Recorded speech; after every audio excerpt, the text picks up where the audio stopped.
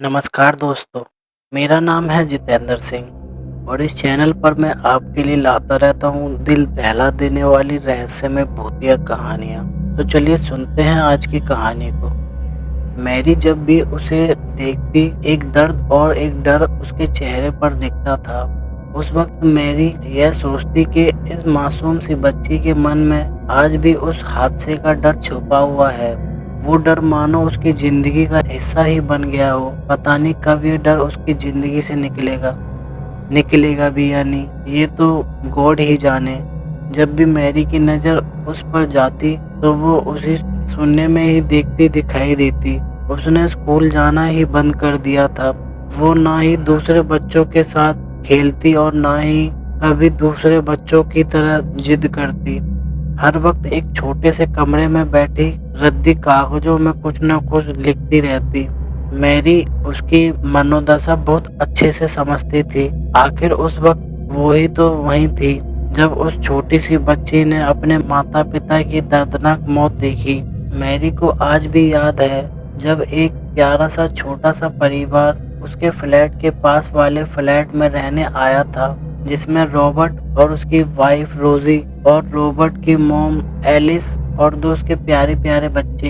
एक प्यारा सा छोटा सा बेटा जो अभी सिर्फ 1 साल का ही था, उसका नाम रॉबिन था, और एक बेटी प्यारी सी फूल जैसी नाजुक, जिसे वो प्यार से रूही बुलाते थे। वो सब लोग शाम को नीचे कॉलोनी के गार्डन में बैठकर अपने बच्चों के साथ वक्त बिताया करते थे।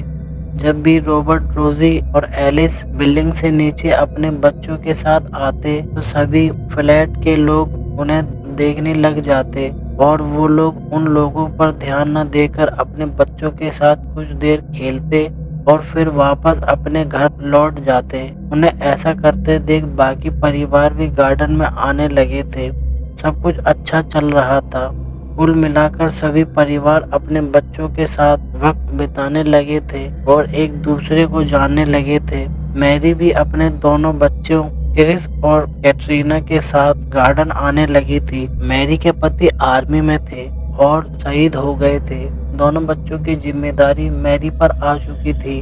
मैरी एक कॉन्वेंट स्कूल पर चाइल्ड साइकियाट्रिस्ट थी। मैरी को रोजी को जानने का मौका मिला था और धीरे धीरे वो दोनों ही अच्छे दोस्त बन गए थे। लेकिन कभी कभी मैरी को लगता था कि रोजी और उसका पति रॉबर्ट उसके साथ और सोसाइटी के अन्य लोगों के साथ कुछ अजीब व्यवहार करते थे। लेकिन कभी यह सब कुछ सामान्य लगने लगता। रोजी और रॉबर्ट अपनी बेटी रूही को किसी और बच्चों के साथ खेलने नहीं देते थे और ना ही किसी से बात करने देते थे। उनकी बेटी रूही भी डरी सहमी सी रहती थी। एक चाइल्ड साइकियाट्रिस्ट होने के नाते मैरी यह बात बहुत अच्छे से जानती थी कि यदि घर का माहौल ठीक ना हो तो बच्चों के साथ कुछ नरमी से पेश न आने के कारण बच्चे डरे सहमे से रहने लगते हैं। कभी कभी मैरी को यह भी लगता था कि रॉबर्ट और रोजी रूही को रॉबिन के पास भी नहीं जाने देते थे। एक बार जब मैरी अपने बच्चों के साथ गार्डन में खेल रही थी, तभी रूही एक बहुत ही खूबसूरत डॉल लेकर आई और मैरी को दिखाने लगी। Mary aunty, look, it's my new doll. Mom dad ने मेरे लिए ये खरीदी थी, लेकिन वो लोग इसे यहाँ नहीं लाने देते। इस डॉल को मॉम ने घर के स्टोर रूम में एक बक्से में डाल दिया था। आज चुपके से मैंने इसे निकाला और यहाँ ले आई। कैसी है ये डॉल? चहकते हुए रूही बोली। अरे वाह, ये डॉल बहुत ब्यूटीफुल है, एकदम तुम्हारे जैसी। जैसे ही मैरी ने वो डॉल अपने हाथों में ले ली, उसे कुछ अजीब सा एहसास हुआ। उसने उस एहसास को इग्नोर कर दिया और रूही से बातें करने लगी। बीच बीच में डॉल को भी देखने लगी थी। तभी अचानक उसे लगा कि जैसे उस डॉल ने अपनी पलकें झपकाई हो। मैरी एकदम से सहम गई और उस डॉल को देखने लगी, लेकिन फिर से ऐसा नहीं हुआ। मैरी अब भी उस डॉल को देखे जा रही थी। तभी रूही की आवाज़ ने उसका ध्यान भंग किया। आंटी, क्या हुआ? आपको मेरी डॉल पसंद नहीं आई क्या? आप उसे ऐसे क्यों देख रहे हो? अपनी डॉल को मैरी हाथ से लेते हुए लगभग छीनते हुए रूही बोली। जैसे ही रूही ने अपनी डॉल मैरी के हाथों से छीनी तो मैरी उसे हैरानी से देखने लगी। उस वक्त रूही की आंखों में थोड़ा गुस्सा और होठों पर एक रहस्यमय मुस्कान देखी। उसे इस तरह देख मैरी थोड़ा सहम सी गई। मैरी को कुछ गड़बड़ लगा। उसने खुद को संभालते हुए धीरे से रूही का सर सहलाया और उससे पूछा, बेटा ये डॉल बहुत सुंदर है। मुझे भी क्रिस्टीना के लिए ऐसी ही डॉल लेनी है। उसका बर्थडे आने वाला है ना, तो गिफ्ट देना है उसे। तो मुझे बताओ कि आप ये डॉल कहाँ से लेके आए। जब मैरी ने उसका सिर सहलाया तो रूही एकदम नॉर्मल हो गई और चहकते हुए बोली, हम ना बहुत दिनों पहले दूसरी जगह रहते थे। जब एक म्यूजियम में गए थे, वहीं पर ये डॉल थी। मुझे ये अच्छी लगी तो मैंने ले ली। जब मैरी ने यह बात सुनी तो वो सोच में पड़ गई। म्यूजियम में डॉल वहां से खरीदी। मन ही मन बड़बड़ाई मैरी। वो मैरी से कुछ पूछती उससे पहले ही वो वहां से चली गई और मैरी उसे जाते हुए देखती रही। तभी अचानक ही रूही ने जाते जाते ही अपनी गर्दन पीछे की ओर उनकी ओर देखकर फिर से रहस्यमय ढंग से मुस्कुराई और अपनी डॉल को अपने कंधे पर मैरी की ओर मुंह करके पकड़ लिया। और अचानक मैरी के देखते देखते ही उस डॉल की आंखें चमकने लगी और मुस्कुराने लगी। मैरी एकदम से चौंक गई और डर के मारे अपने घर चली गई। दूसरे दिन ही मैरी उसी हिस्ट्री म्यूजियम में पहुंची जिसकी बात रूही कर रही थी। वहां जाकर उसे पता चला कि वहां एक शापित डॉल है जो आम जनता के लिए बहुत डेंजर थी और जिस पर बहुत सी आत्माओं का साया था, गायब हो गई थी। जैसे ही मैरी को पता चला कि अचानक ही उसकी आंखों के सामने रूही की वो डॉल घूमने लगी थी, मैरी समझ गई कि रूही के पास वही डॉल है जो यहाँ थी। उसने वहाँ म्यूजियम वालों से कुछ पूछताछ की। शॉक्ड हो गई थी। उन्होंने बताया कि आज से लगभग 2 महीने पहले हमेशा की तरह बहुत से लोग वहाँ आए हुए थे। बच्चे बड़े बूढ़े सब यहाँ की कलाकृति और पुरानी चीजें देख रहे थे। यहाँ पर एक बहुत ही खूबसूरत डॉल थी।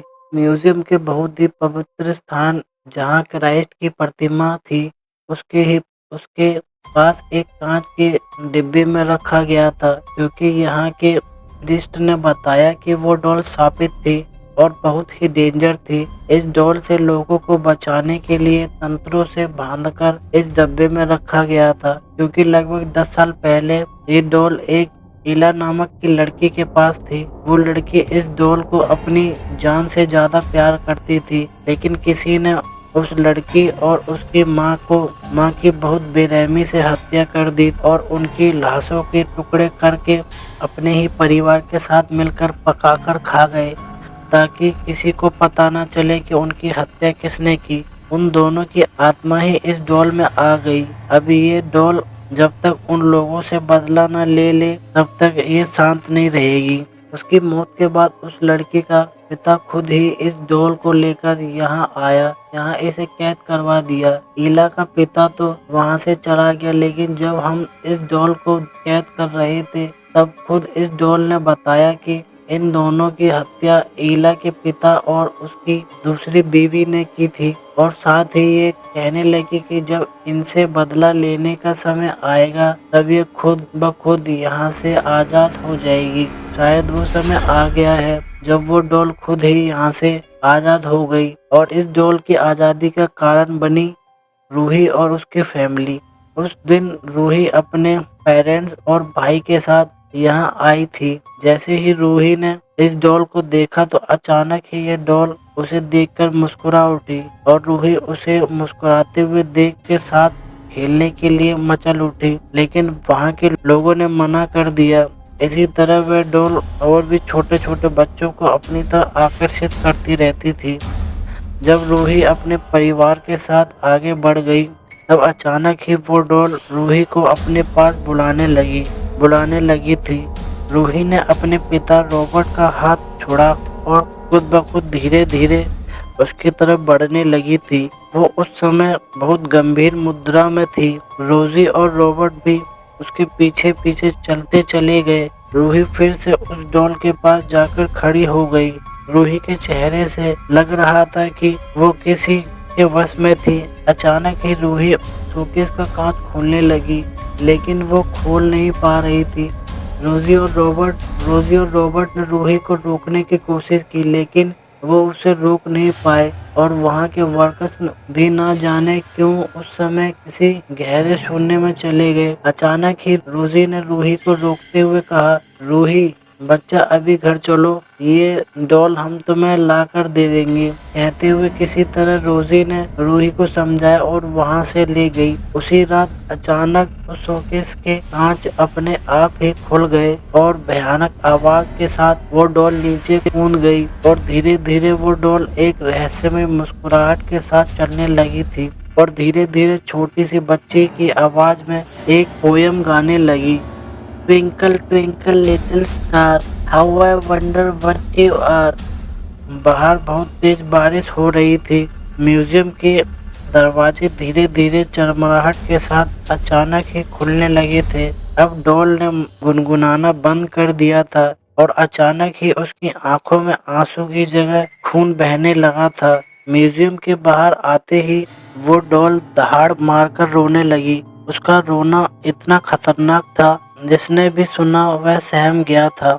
अचानक वो डॉल जोर जोर से चिल्लाने लगी थी, आ रही हूँ अपना बदला लेने, किसी को नहीं छोड़ूंगी मैं।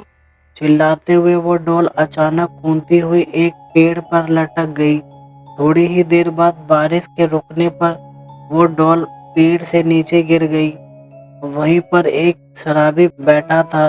उसने उस डॉल को उठाया और हवस भरी नजरों से देखने लगा। अचानक ही वो उस डॉल को चूमने लगा था। कितने टाइम बाद मिली हो तुम मुझे, आज तो मैं तेरा पूरा रस निचोड़ दूंगा। घर से बाहर निकलवाया था ना तूने, अब देख मैं क्या करता हूँ तेरे साथ। कहते हुए उसने उस डॉल के कपड़े फाड़ने शुरू कर दिए, लेकिन तभी अचानक वो डॉल भारी होने लगी। इतनी भारी के डर के मारे उस शराबी ने उसे दूर फेंकना चाहा, लेकिन वो उसके पास ही गिर गई और कुछ ही देर बाद में हवा में उड़ने लगी और चिंघाड़ते हुए बोली, तूने मेरी इज्जत लूटने की कोशिश की। तुझ जैसे इंसान इस धरती पर रहने लायक नहीं है। तेरे जैसे ही एक इंसान ने धोखे से मेरी माँ से शादी की और जब उसकी सारी इच्छाएं पूरी हो गई तो मुझे और मेरी माँ को मार डाला। आज मैं तुझ जैसे सारे इंसानों को मार डालूंगी। कहते हुए वो डॉल उस शराबी के पास आई और उसे एक पल में ही हवा में उछाल दिया और हवा में ही उस शराबी के दो टुकड़े कर दिए। उसके शरीर के दोनों टुकड़े पेड़ पर ही लटकते हुए नीचे गिर गए। चारों तरफ खून ही खून हो गया और मांस के लोथड़े बिखर गए। यह सब देखकर वो डॉल चिंघाड़ते हुए हंसी और उसके लोथड़ों के पास बैठकर खाने लगी। उसके चेहरे पर रहस्यमय मुस्कान थी और आंखों में खून उतर आया था। अगले दिन वो रूही के घर पहुंच गई और जहां रूही सो रही थी वहीं जाकर लेट गई और धीरे धीरे बोलने लगी, रूही रूही, देखो मैं आ गई। तुमने मुझे बुलाया था ना, देखो अपनी आंखें खोलो रूही। अपना नाम सुनकर रूही ने अपनी आंखें खोली। रूही ने जैसे ही देखा कि वो डॉल उसके पास है, बहुत खुश हुई और उसको अपने हाथों में लेकर उससे खेलने लगी और उससे बातें करने लगी। रूही, किसी को मत बताना कि मैं तुम्हारे पास हूँ। वो डॉल धीरे से बड़े प्यार से बोली, नहीं मैं किसी को नहीं बताऊंगी, बस तुम मेरे पास ही रहना। कहते हुए रूही ने अपनी डॉल को गले लगा लिया। इस बात को कुछ ही दिन बीतने के साथ ही रूही सबसे बहुत ही अजीब तरह से बिहेव करने लगी थी।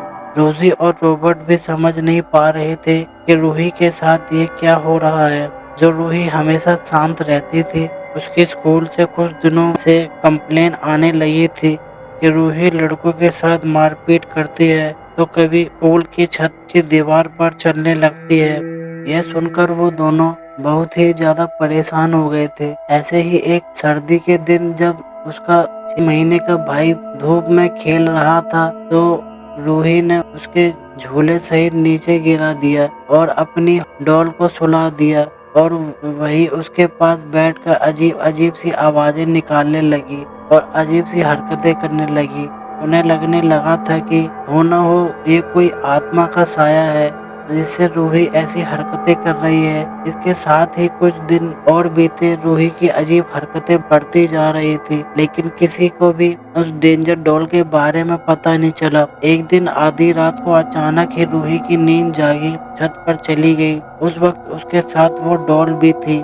दोनों बहुत देर तक छत की दीवार पर बैठी रही और अचानक ही हूँ की आवाज में चिल्लाने लगी। आवाजें सुनकर रोजी की नींद खुली तो उसने अनुमान लगाया कि ये आवाज छत से आ रही है। रोजी बहुत डर गई थी। उसने रॉबर्ट को जगाया और दोनों छत की तरफ निकल गए। जैसे ही छत पर आए, उनकी आंखें फटी की फटी रह गई और दोनों ही अपने मुंह पर हाथ लगाए खड़े रहे।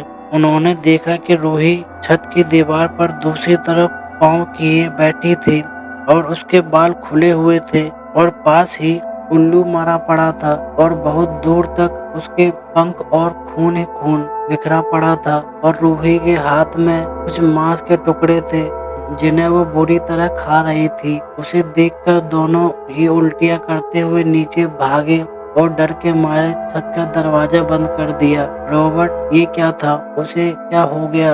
वो वहाँ क्या कर रही थी? रॉबर्ट, मुझे बहुत डर लग रहा है। मैंने कहा था ना तुमसे, इस लड़की को वहीं छोड़ देते हैं, लेकिन तुमने मेरी एक नहीं सुनी। सुन लो रॉबर्ट, इस लड़की के कारण यदि मेरे बेटे को कुछ हो गया तो ये लड़की भी जिंदा नहीं रहेगी। डरते हुए गुस्से भरी आंखों से रॉबर्ट को देखते हुए रोजी बोली, तुम रूही को कुछ नहीं करोगी, वो मेरी बेटी है। तुम्हारे कहने से मैंने जूली को मार डाला और ईला ने हमें देख लिया तो उसे भी मारना पड़ा, लेकिन रूही तो मेरी अपनी बेटी है, उसे कैसे मार दूं? तुम भी सुन लो, तुम रूही को कुछ नहीं करोगी। कल ही मैं प्रीस्ट को लेकर आऊंगा और देखते हैं कि वो प्रीस्ट क्या करता है। रॉबर्ट ने रोजी को समझाते हुए कहा। दोनों बात ही कर रहे थे कि तभी एक धमाका हुआ और वो डॉल उन दोनों के सामने आ गई और दहाड़ती हुई बोली, वो प्रीस्ट कुछ नहीं बिगाड़ पाएगा मेरा। तुम्हारी बेटी रूही मेरे कब्जे में है। मैं तुम लोगों को ऐसी सजा दूंगी कि तुम याद रखोगे। कहते हुए डॉल उन दोनों के चारों तरफ घूमने लगी और दोनों ही डर के मारे बेहोश हो गए। दूसरे दिन जब होश आया तो सब कुछ शांत था। रूही भी अपने रूम में सो रही थी और छत पर भी कुछ न था। ऐसा लग रहा था कि जैसे रात को कुछ हुआ ही नहीं। रॉबर्ट और रोजी शांत थे। यह सोचकर कि उन्होंने एक सपना देखा, लेकिन फिर भी रॉबर्ट चर्च से एक प्रीस्ट को ले आया। उसने घर में घुसते ही बता दिया कि यहाँ एक आत्मा का साया है जो आपके घर को तबाह करने आया है और वो एक डॉल के रूप में है। डॉल का नाम सुनते ही उनकी आंखों के सामने वो दिन घूम गया जब रॉबर्ट और रोजी ने मिलकर जूली और उसकी बेटी ईला को बहुत बेरहमी से मारा था। ईला, जो कि जूली के पहले पति की बेटी थी, उसने रॉबर्ट और रोजी को जूली को मारते हुए देख लिया था और डर के मारे सामने आ गई थी, तो उन दोनों ने उसको भी मार डाला था और किसी को कुछ पता न चले इसलिए उनके टुकड़े कर खा लिए थे।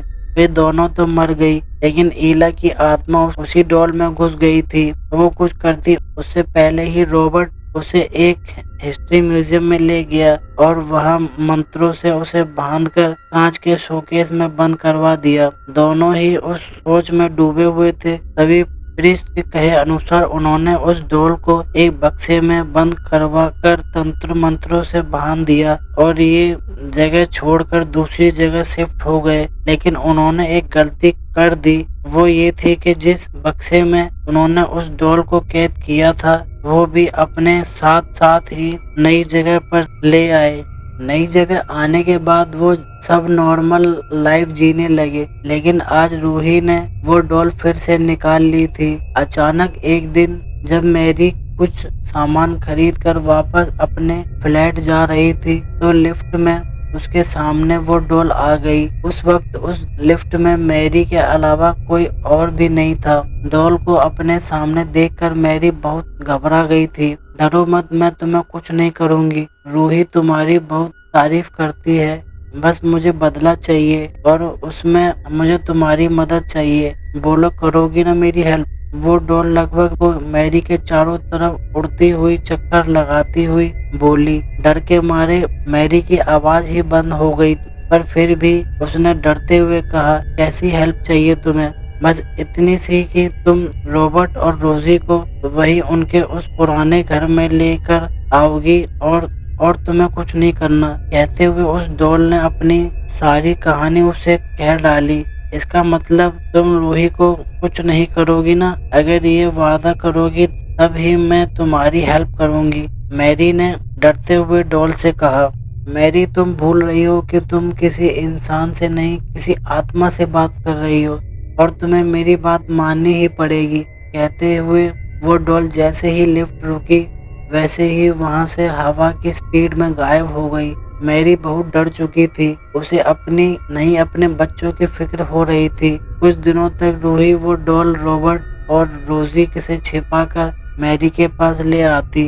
अब मैरी उससे दूर भी रहा करती थी। यह बात ना तो रूही को अच्छी लगती थी और ना उस डेंजर डॉल को। गुस्से में आकर वो डॉल मैरी को परेशान करने लगी थी। कभी मैरी की स्कूटी की हवा निकाल देती तो कभी उसका बनाया नाश्ता खा जाती और कभी मैरी के कपड़े गायब कर देती तो कभी पानी गिरा देती। लेकिन उसने कभी मैरी के बच्चों को परेशान नहीं किया। हार मानकर मैरी रूही और उस डॉल के साथ खेलने लगी थी। एक दिन उस डॉल के बताए अनुसार मैरी और रोजी को उनके पुराने घर में ले आई थी और साथ ही रूही भी थी। जैसे ही उन सब ने घर में एंट्री किया वैसे ही घर के सारे दरवाजे बंद हो गए और अजीब सी मनहूसियत छा गई और मैरी ये सब देखकर काफी परेशान थी। लेकिन कुछ बहाना बनाकर वो रूही को बालकनी की तरफ चली गई।